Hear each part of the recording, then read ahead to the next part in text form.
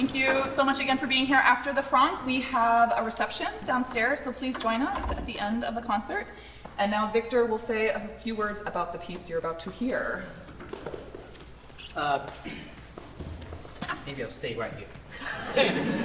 The piece is quite unusual, so we thought it would be good for you to have some ideas to listen for when we are performing it.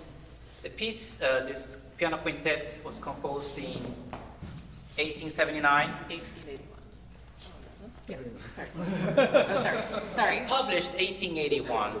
Composed 1879. And I thought it would be fun to share a few chronological facts of that time. Tchaikovsky was a very successful composer in his early 40s at that time. Rachmaninoff was a little boy at 6 years of age. Dvorak was 8. Debussy was in his early teens, already making a name for himself. Brahms' Violin Concerto had been written the year before, and Schoenberg, the Transfigured Night, was to be composed 20 years later. So we wanted you to have some idea of what the sound world of his time was. You will hear, they all have problems? Mm-hmm. 3 movements. It's also in cyclical form, meaning several of the themes you hear in the first movement will reappear in the second and third movements. Sometimes they reappear in a suggestive manner, very gentle, like a ghost. Sometimes they come in. They don't even knock on the door. They just show up. So it's like a story with several characters. They reappear.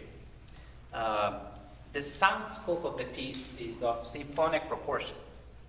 We are years away from the early sonatas, violin sonatas by Mozart and Bach. We have traversed time through all symphonies by Mozart, all 9 symphonies by Beethoven, and most of the symphonies by Brahms. So this is not chamber music to be performed at home. That's why we are here.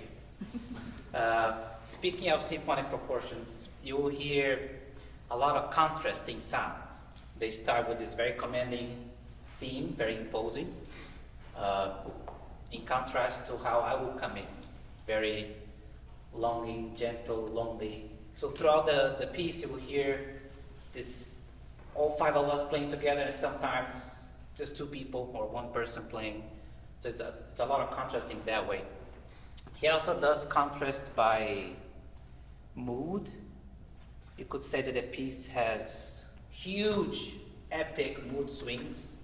Think of a dramatic story that everything tragic can happen in a split second. And he changes his mind. Sometimes he's very happy, and sometimes he's tragic. So we'll hear that too. Another example of how he shifts mood is not necessarily by sound, but also by how he manipulates the keys that he's using. For instance,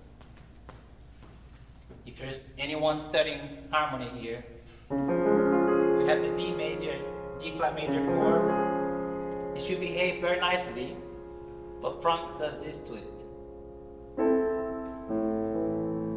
So you're gonna hear.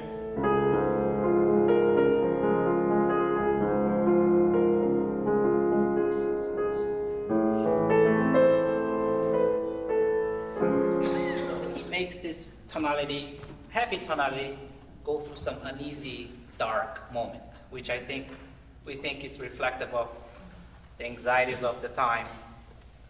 19th century is coming to a close. A lot of apprehension on the future of music, on the future of tonality in music. Also, historically speaking, the world was uneasy too. So that's César Franck, which I think we hope to be portraying in the next 40 minutes or so.